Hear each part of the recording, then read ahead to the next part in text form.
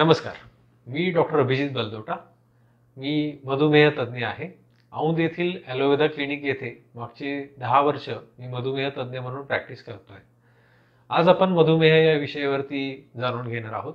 मधुमेह म्हणजेच डायबिटीज याचे प्रकार आणि या प्रकारांमध्ये घ्यायची काळजी याविषयी आपण आज थोडक्यात माहिती घेणार आहोत. मधुमेह म्हणजेच डायबिटीज मेलाइटस याचे मुख्यत्वे 2 प्रकार असतात. पहिला म्हणजे टाईप 1 डायबिटीज, दुसरा प्रकार टाईप 2 डायबिटीज.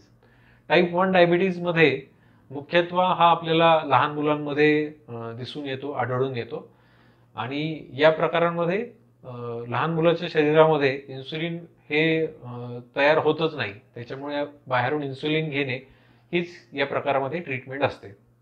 टाईप 2 जो डायबिटीजचा प्रकार आहे हा मुख्यत्वे प्रौढांमध्ये जो आढळतो त्याला आपण टाईप 2 डायबिटीज म्हणतो आणि याचंच प्रमाण जे आपण म्हणतो की आज डायबिटीज फार जास्त प्रमाणामध्ये आपल्याला सर्व ठिकाणी बघायला मिळतो. आपण सगळीकडे ऐकतो याला डायबिटीज झाला, त्याला झालाय. तर हा मुख्यत्वे सगळ्यांना टाईप 2 डायबिटीज हाच प्रकार असतो जो प्रौढांमध्ये जास्त प्रमाणात आहे. आणि हे वाढण्याचं प्रमाण किंवा डायबिटीजचे जे रिस्क फॅक्टर्स आहेत ते आधी आपण जाणून घेऊया.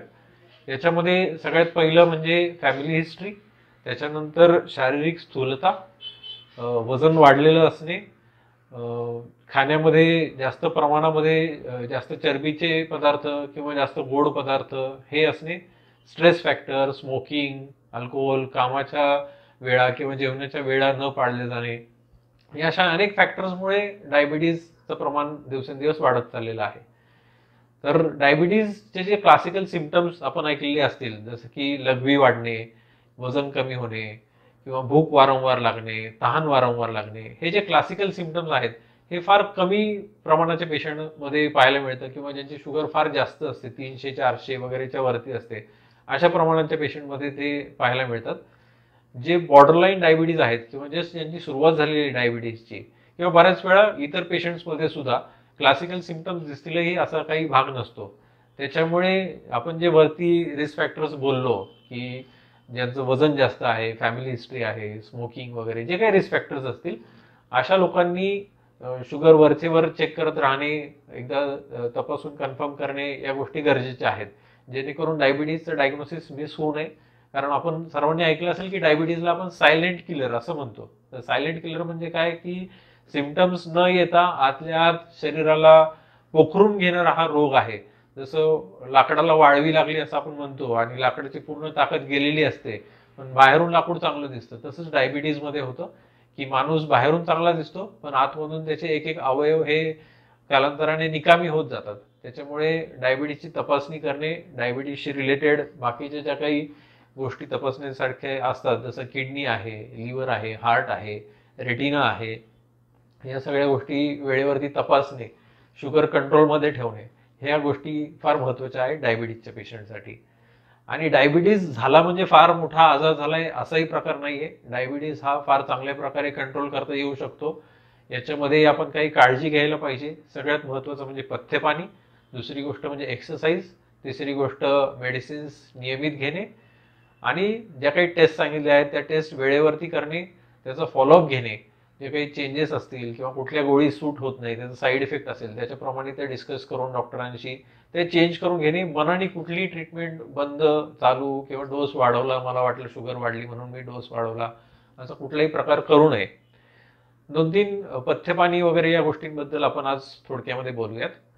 सगळ्यात पहिलं म्हणजे पथ्यपाणी जे आपण डायबिटीजच्या लोकांना सांगतो 3 गोष्टी त्यात सगळ्यात महत्त्वाच्या आहेत. एक म्हणजे गोड सगळ्या प्रकारचं बंद करायचंय.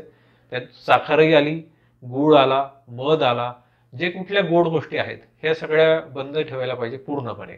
गोड ज्या नॅचरली ऑकरिंग गोष्टी आहेत हे सोडून, जसं की खजूर झाली किंवा सीताफळ किंवा आंबे, द्राक्ष, अशा प्रकारचे जे अति गोड प्रमाणातले फळं आहेत हेही आपल्याला पूर्णपणे बंद ठेवायला पाहिजेत.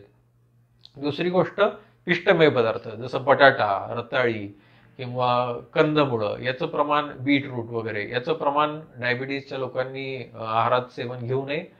भात किंवा असेही पदार्थ आपल्याला आहारातून गरजे आहेत.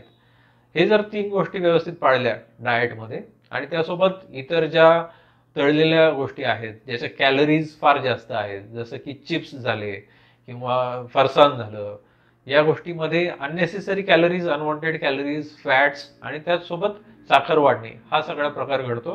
त्याच्यामुळे या गोष्टी घेऊ नयेत. भाज्या, पालेभाज्या भरपूर घ्याव्यात, सॅलड्स भरपूर घ्यावं.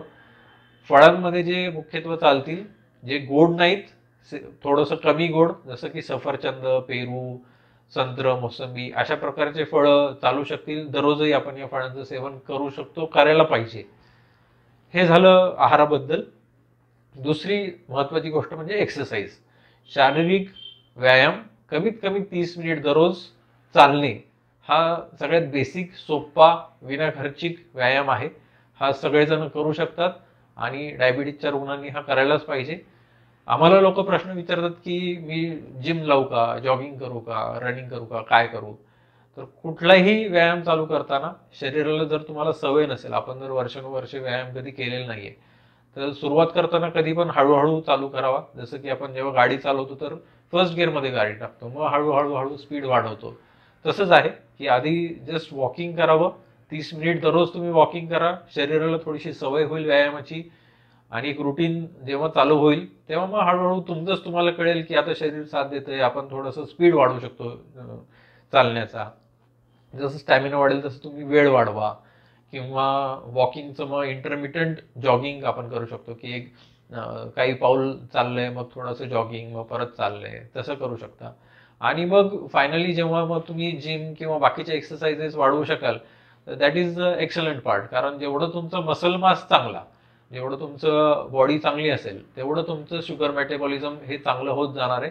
शरीराची स्थूलता, दुसऱ्या इंग्लिशमध्ये याला आपण इन्सुलिन रेझिस्टन्स असं म्हणतो मेडिकल टर्मिनॉलॉजीमध्ये, तर हे जर तुमचं कमी झालं, ऑटोमॅटिकली तुमच्या शुगर्स ह्या फार चांगल्या लेवलमध्ये येतील, गोळ्यांची गरज खूप कमी पडेल.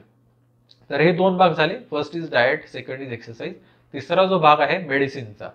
तर आम्ही नेहमी म्हणतो की तुम्ही तुमच्या हातात या पहिल्या 2 गोष्टी आहेत, डाएट आणि एक्सरसाइज. हे जेवढं तुम्ही चांगल्या प्रमाणात कराल, तिसरी जी गोष्ट राहते मेडिसिन, हे तुमची मग जेवढी शुगर शिल्लक राहिली एवढं केल्यानंतर, तर त्यासाठी मेडिसिन आहेत आणि ते आपण तुम्हाला ऍडजस्ट करून त्याच्याप्रमाणे देऊ. त्यातही मेडिसिन कमीत कमी वापरून, काउन्सिलिंग करून, कुठे काय अडचणी येतात त्या सगळ्या जाणून घेऊन, त्याच्यावरती डिस्कशन करून मेडिसिन कमीत कमी प्रमाणात वापरावं ही आमची इच्छा असते, जशी तुमची असते. पण मेडिसिन घेऊ नये किंवा मेडिसिनचे साईड इफेक्ट आहेत, मेडिसिननी किडनी खराब होते, या कल्पना डोक्यातून काढायला पाहिजे. कारण हे जे आहेत हे पेन किलर्स बद्दल आहे. जास्त जेव्हा आपण पेन किलर रेग्युलर घेतो तेव्हा किडनी वगैरे खराब होते. डायबिटीजच्या ज्या मेडिसिन्स असतात, बीपीच्या ज्या मेडिसिन असतात, हार्टच्या, सगळ्या क्रॉनिक डिसीजेसच्या, ह्या अत्यंत सेफ असतात. ह्या वर्षानुवर्षाच्या क्लिनिकल ट्रायल्समधून गेलेल्या असतात, जेणेकरून त्याची सेफ्टी एस्टॅब्लिश्ड असते. आणि म्हणूनच मी सुरुवातीलाही म्हटलं की कुठली गोष्ट, औषध मनानेच बंद केली किंवा डबल केली असा कुठलाही प्रकार करून स्वतःला घात करून घेऊ नका, हे महत्वाचं आहे. मेडिसिन्समध्ये अनेक प्रकार आहेत, जसं की शरीराची स्थूलता कमी करणारे मेडिसिन्स आहेत, शरीरात इन्सुलिनचं प्रमाण वाढवून शुगर कंट्रोल करणारे मेडिसिन्स आहेत. तुम्ही कुठल्या प्रकारचं मेडिसिन घेताय हा ॲलोपॅथीचा विषय झाला. ते सोडून आयुर्वेदिक मेडिसिन, होमिओपॅथी मेडिसिन, आम्हाला लोक विचारतात की आम्ही आयुर्वेदिक घेऊ का, होमिओपॅथी घेऊ का. तर आमचं विरोध कुठल्याही पॅथीला असंच काही नाहीये.